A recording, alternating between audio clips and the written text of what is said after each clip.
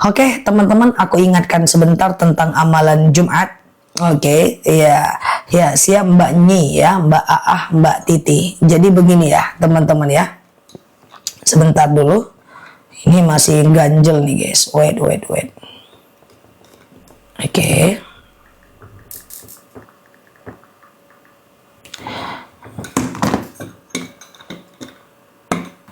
Oke, apa saja amalan Jumat? Yang pertama aku ingatkan mandi sunnah Jumat Mbak Neida.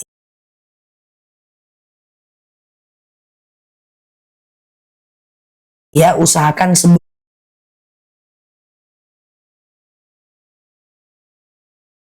subuh.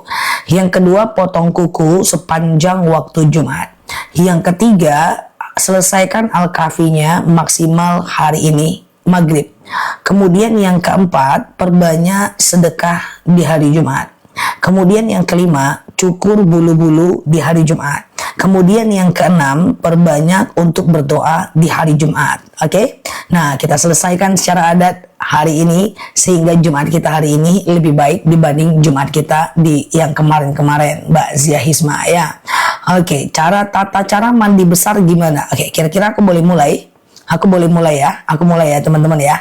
Cara mandi besar gimana? Pasang niat. Sengaja aku mandi wajib. Mensucikan diriku dari hadas besar. Lillahi ta'ala. Ambil air, tumpahkan ke kepala sampai basah bagian bawah. Badan bagian kanan sampai basah bagian bawah. Badan bagian kiri sampai basah bagian bawah.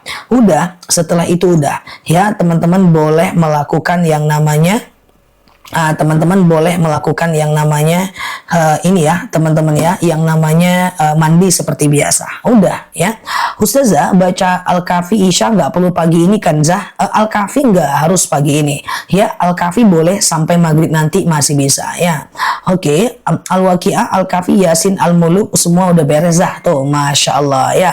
Oke, siap Mbak Nani ya, aman ya teman-teman ya. Siap Mbak Vina ya, aman ya guys. Oke, teman-teman sehat selalu semua di sana ya. Oke, Ustazah, katanya sebelum mandi besar apa harus wudhu dulu? Sunnah, tidak harus ya. Sunnah wudhu ya. Oke, siap Pak Damas ya, Mbak Vita dan mbak-mbak lainnya. Oke, Ustazah, oke sebentar ya. Kalau lagi halangan boleh potong rambut dan potong kuku, tidak ada dalil tegas yang mengharamkan itu semua. Jadi hal itu bisa saja teman-teman lakukan ya. Istihadah atau haid yang sudah pernah bersih, terus tapi setelahnya berhubungan badan, terus dia keluar lagi, itu gimana? Istihadah, kalau istihadah saat berhubungan badan lagi bersih nggak masalah. Kalau haid berhubungan badan lagi bersih, nanti dia keluar lagi ya, lihat kurang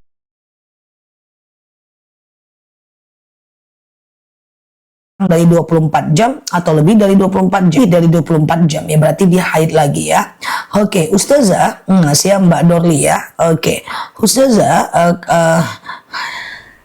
Oke, Al-Kafi apa harus dibaca satu kali selesai? Tidak, dia boleh diangsur. Sepertiga tadi malam, ya sepertiga pagi ini, sepertiga nanti di atas jam 12, itu boleh saja ya teman-teman ya. Siap Mbak Oma ya, aman ya guys. Oke, jadi nggak masalah. Pokoknya Al-Kafi itu kan dia panjang kan, dia boleh dibaca sepanjang waktu Jumat ya. Oke, dia ya. Siap Mbak Oma ya. Aman ya guys. Oke. Ustazah, kalau mimpi hubungan suami tapi tidak mengeluarkan cairan, tidak wajib mandi ya. Kecuali kalau dia mengeluarkan ya. Tapi mandi aja lah. Zah, sholat wudhu dan tahiyatul masjid mana duluan? Bebas aja. Mau sholat wudhu duluan boleh, mau tahiyatul masjid duluan boleh juga. Nggak jadi problem ya teman-teman ya. Oke, aman ya semuanya ya. Oke, Ustazah. Oke, maaf Ustazah, tolong diulang jawaban Kak Muza. Apa tadi pertanyaannya? Ustazah, ada ustadz yang mengatakan laki-laki berturut-turut tidak sholat Jumat, statusnya kafir. Itu menurut Imam Hanafi, bukan menurut Imam Syafi'i. Ya, yang kafir itu adalah Mbak, yang lebih kuat itu adalah menurut Imam Syafi'i, jika dia mengingkari Mbak. Jadi dia mengingkari kewajiban itu. Dia bilang itu nggak perlu, itu nggak ada, itu bohong, itu sholat itu enggak, itu baru dia kafir Mbak. Tapi kalau kalau dia tidak mengingkari, cuman dia males aja, Mbak, maka status hukumnya menurut Imam Syafi'i hanya sampai ke status hukum fasik saja. Artinya dia mengatakan itu benar, tetapi dia tidak melakukan. Namanya fasik, ya.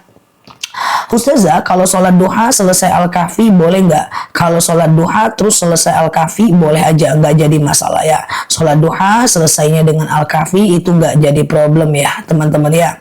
Oke, siap ya. Siap Mbak Mindo, aman ya guys? Oke, sebentar ya. Oke, Ustazah, oke, siap Mbak Comot ya. Oke, sebentar.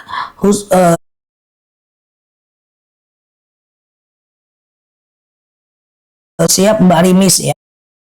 Mau tanya, boleh nggak kasih orang untuk saksi untuk orang cerai? Nggak jadi masalah. Saksi itu mubah. Yang penting jangan saksi palsu ya. Oke, Ustazah, oke, siap ya. Mbak Comot namanya. Apa hukumnya potong kuku dalam keadaan junub? Tidak jadi problem. Dia cuma sampai dalam tahap kemakruhan aja ya. Ustazah, baca waqiah bisa sholat subuh, habis sholat subuh boleh nggak? Boleh. Jadi al-waqiah itu bisa dibaca setiap malam atau setiap habis subuh. Setiap malam atau setiap habis subuh ya teman-teman ya. Oke, teman-teman boleh share-share tautan, tap-tap layarnya. Yang baru mampir klik foto aku di pojok kiri atas, follow, aktifkan tombol loncengnya ya. Kita belajar bersama di akun ini ya teman-teman ya. Oke, siap Mbak Titi ya, Mbak Yuli ya. Oke, gitu ya. Oke, aman ya, siap Mbak Cici. Ustazah, gimana kalau seandainya bersentuhan wudhu suami istri? Bersentuhan wudhu suami istri itu ulama berbeda pendapat. Yang pertama adalah Imam Syafi'i mengatakan mutlak batal, baik muncul syahwat maupun tidak. Imam Hanafi mengatakan tidak batal, baik muncul syahwat maupun tidak. Imam Hanafi mengatakan batal kalau muncul syahwat aja ya. Jadi seperti itu ya teman-teman ya. Nah teman-teman silahkan mau pilih yang mana aja. Oke. Oke, ngopi sambil nyimak ya. Siap, Masya Allah ya. Siap ya. Ustazah, baca sholawat Jibril itu di waktu kapan yang baik, kapanpun bisa Mbak, nggak jadi problem Mbak ya. Ustazah, apa dosa seorang istri ngomong ke suami kalau kebutuhan banyak sementara suami nggak punya uang lagi? Sekedar membuat dia mengerti dan memotivasi itu boleh. Tapi kalau mengkritisi dan menyatakan dia tidak baik, itu nanti menyakiti hatinya. Laki-laki itu banyak-banyakkan dipuji, jangan dikritisi. Karena kalau dia dikritik, dia makin down, jadi nggak bisa ngapa-ngapain. Tapi kalau dia dipuji, dia akan bisa jauh lebih baik ya. Ustazah, boleh nggak? Oke, aman boleh aja Mbak ya. Oke, aman ya. Sudah witir Isya, apakah setelah tahajud boleh witir lagi? Nggak boleh. Iya Mbak Titi, witir itu cuman boleh 1 kali saja ya. Jadi witir itu cuman boleh 1 kali saja ya teman-teman ya. Jadi ceritanya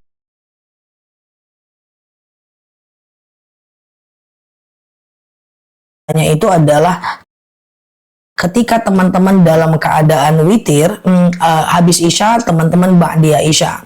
Lalu tengah malam teman-teman witir. Maaf, setelah Isya ba'diyah Isya. Lalu kemudian teman-teman witir.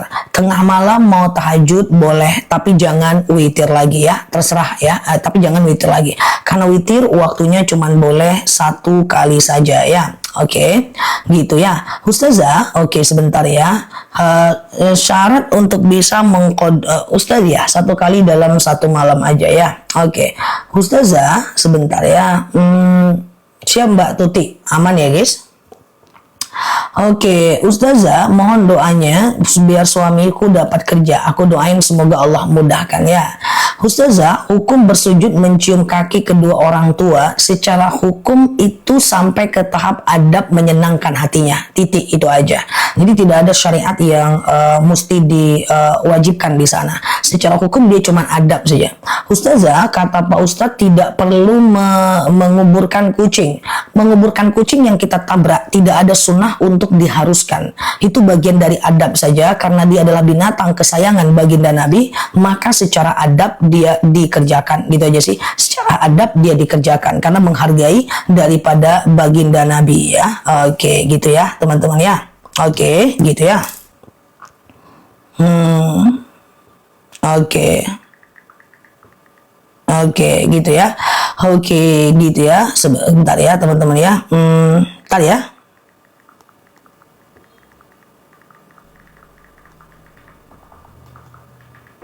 Oke, sebentar ya. Oke, kita lanjut ya.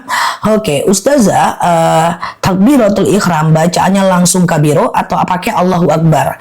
Sebenarnya Allahu Akbar cukup satu kali aja ya. Allahu Akbar, mau dipakai setelah itu Allahu Akbar kabiro juga nggak ada masalah, nggak juga nggak apa-apa ya. Oke, gitu ya. Ustazah, di pelabuhan ada razia pakai ANJNG. ANJK itu tersentuh pakaian. Hukumnya apa? Disama aja Mbak, nggak apa-apa. Misalnya dokter hewan, itu kan dia tersentuh Mbak. Dia ANJNG, ya kan? Maka dia disama aja. Ya, satu kali tanah, 7 kali air ya. Satu kali tanah, 7 kali air ya, satu kali tanah 7 kali air ya. Oke, Ustazah, oke, yang mana pertanyaannya ya. Oke, kita lanjut ya. Jadi kalau ada misal di sini kena jilatan ANJNG gitu ya, teman-teman hapus aja toh ya, hapus pakai satu kali tanah dan kemudian pakai 6 kali air ya. Oke, siap ya, aman ya. Ustazah, 14 tahun rumah tangga, suami malas sholat, mau pisah aja, nggak apa-apa kan? Oh jangan Mbak. Jadi berpisah itu ketika rumah tangga itu mendatangkan kita kepada dosa. Jika dia tidak mau sholat, tapi dia tidak melarang kita sholat, itu lanjut aja. Jangan-jangan dengan kita dia dapat hidayah, kan kita beruntung juga Mbak, gitu loh Mbak. Nah, atau misalnya dia tidak puasa. Yang penting dia tidak melarang kita berpuasa dan dia bertanggung jawab. Itu jangan diceraikan sih menurutku ya. Tapi kalau seandainya dia yang mendatangkan kepada kita dosa, nah itu baru nggak boleh. Contoh misalnya kita misalnya nih dia yang mendatangkan dosa buat kita, misalnya dia selingkuh, akhirnya kita tidak mau melayani ya, dia kemudian menipu atau ngapain, kita akhirnya tidak mau meladeni kayak gitu kan. Nah akhirnya kita juga ikut berdosa karena kita nggak sanggup melayaninya, baru berpisah ya. Ustazah, oke, kalau tersentuh tubuhnya tetap al-haramul kalbu li zati, haramnya karena zatnya walaupun nggak dijilat Mbak Ipe, walaupun nggak dijilat ya. Ustazah, oke sebentar ya. Oke, kalau alat masak bekas buat masak babi tetap nggak bisa dipakai ya, harus disamak dulu ya. Ustazah, sholat taubat dilakukan selepas isya, dilakukan lagi sebelum tahajud boleh. Sholat taubat itu minimal 2 rakaat, maksimal 12 rakaat. Minimal 2 rakaat. Oke, nah maksimal 12 rakaat ya teman-teman ya. Ustazah, saya dan istri beda keyakinan tapi satu sama Islam. Dalam hal apa nih beda keyakinannya nih teman-teman? Dalam hal apa guys? Beda mazhab atau kalau sama-sama Islam berarti beda mazhab? Apa coba gimana maksudnya ya? Ustazah fresh banget, ya iyalah kan habis mandi ya, emangnya Mbak Bulbul nggak mandi? Oke ya, oke gitu ya teman-teman ya. Nah coba beda keyakinan tapi sama-sama Islam, wallahu a'lam bishawab ya. Ustazah, iya dong, mengapa aurat sesama muslim wanita harus dijaga? Begitu fikihnya ya, itu fikihnya ya teman-teman ya. Jadi begitu fikihnya ya, baru masuk udah kena tembak ya. Oke. Sebentar ya guys. Oke, tadi yang menarik itu beda keyakinan tuh apa ya? Aku coba tulis lagi ya. Kalau Isya setiap hari dibandingkan dengan sholat tahajud boleh nggak? Kalau Isya digandengkan dengan tahajud boleh nggak? Coba teman-teman dengerin aku sebentar, tahan nafasnya karena ini penting. Kebiasaan tahajud kita adalah di tengah malam. Maka banyak orang-orang, ibu-ibu lah ya kan, yang pada masanya dia usia 60 lah, dia itu suka sekali guys ngantuk tuh habis maghrib tuh. Nanti dia bangun tengah malam tuh, lalu dia kemudian Isya tengah malam, lalu kemudian dia tahajud tengah malam, dia nggak tidur lagi tuh habis subuh. Nah iya Mbak Fani, tahan nafas dulu. Nah dia nggak tidur lagi tuh menjelang subuh. Nah itu tidak boleh dilakukan dengan sengaja ya. Jadi seperti ini ya Mbak, tahajud itu tobi'inya adalah tengah malam Mbak Tini ya. Sementara Isya itu tobi'inya, tobi itu maksudnya apa ya? Tobi itu bahasa Indonesianya apa ya, geng Bantung apa guys? Tobi Fitrahnya salah juga. Waktu yang paling tepatnya adalah sholat wajib itu di awal waktu. Jadi sholat wajib di awal waktu, jadi sholat tahajud di ujung waktu. Jadi nggak boleh dengan sengaja tiap hari tahajudnya, isyanya dengan tahajud, kecuali ketiduran ya. Kebiasaannya, harusnya, tabiatnya, aturannya. Pintar kali pun si kawan ini, gantian aja lah hostnya. Gitu ya. Nah, kayak gitu ya guys. Nggak boleh setiap hari itu. Sebenarnya aku baru tahu beberapa tahun ini sih kalau orang tua aku seperti itu guys. Dia tuh selalu bangun malam dan isyanya ternyata nggak dikerjain kayak gitu. Nah, taunya itu ketika ada statement dari orang tuaku yang mengatakan begitu. Aku bilang itu nggak boleh dilakukan setiap hari, ya karena nanti isyanya jadi lalai ya. Kalau sujud tapi jidat terhalang mukena nggak boleh mbak. Nggak boleh karena selama ini saya seperti itu, nggak boleh. Dalam dalil dijelaskan bahwa ini antara dua pelipis antara alis ini harus nempel ke sejadah. Kalau dia nggak nempel maka sholatnya itu lebih kepada makruh tahrim. So teman-teman, ini nempel. Laki-laki juga nih nggak boleh kena peci, perempuan nggak boleh kena kacamata, nggak boleh kena mukena atau kerudung, nggak bisa. Dia nggak boleh kena benda yang bergerak, gitulah istilahnya kan. Qobliyah subuh dilakukan setelah azan subuh ya. Iya, azan subuh dulu baru qobliyah subuh, baru kemudian teman-teman sholat subuh ya. Oke, gitu ya.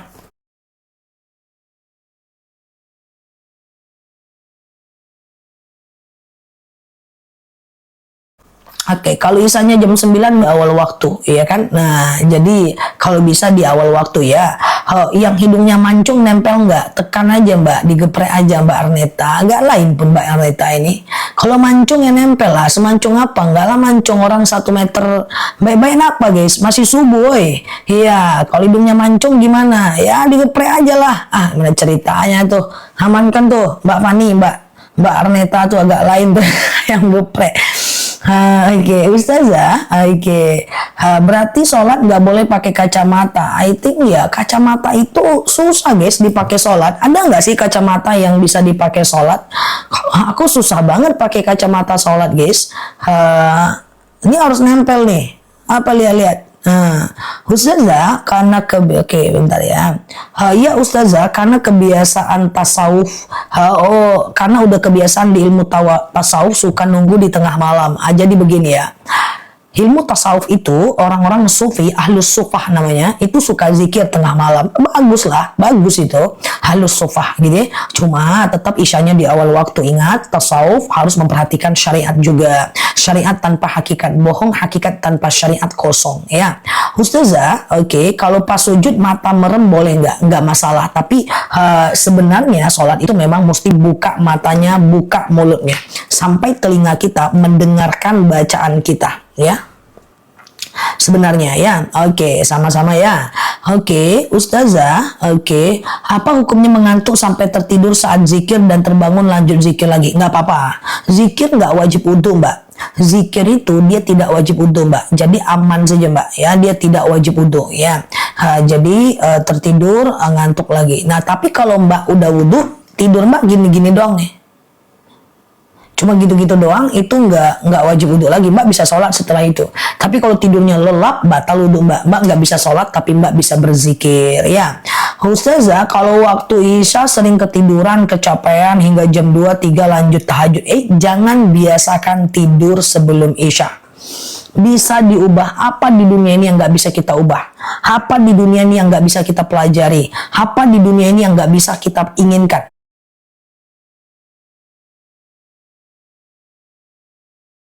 Semua bisa. Yang penting berubah.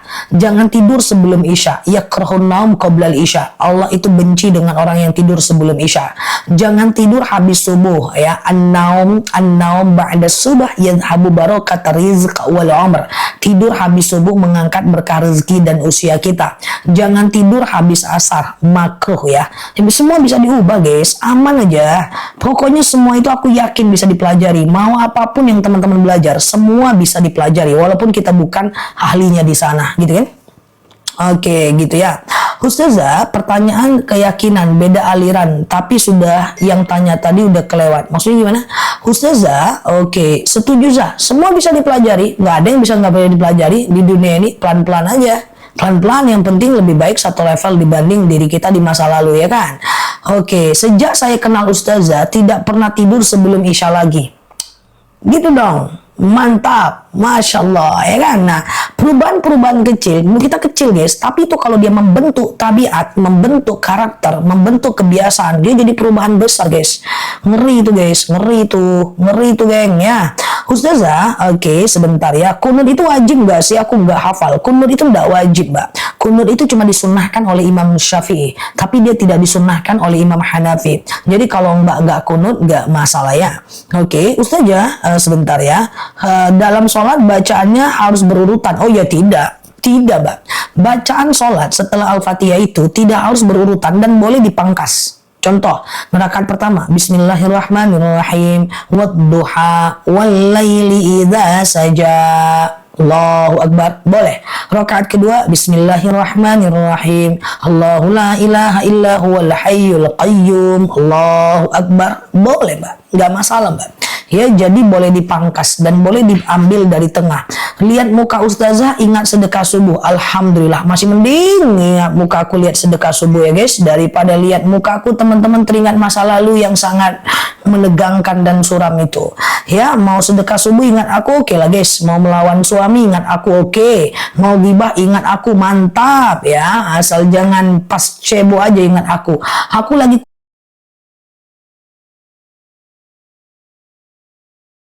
kurang-kurangin menyampaikan doa cebok guys, tapi banyak juga sih videonya pas lagi cebok ingat mukaku. Nggak apa-apa geng ya, yang penting everything for you ya guys. Doa cebok ya, Allahumma hasin farji minal fawahish wa tahhir qalbi minan nifaq ya. Nah, kayak gitu ya. Itu doa cebok ya. Oke, dihafal biar kalau lupa nggak ingat mukaku.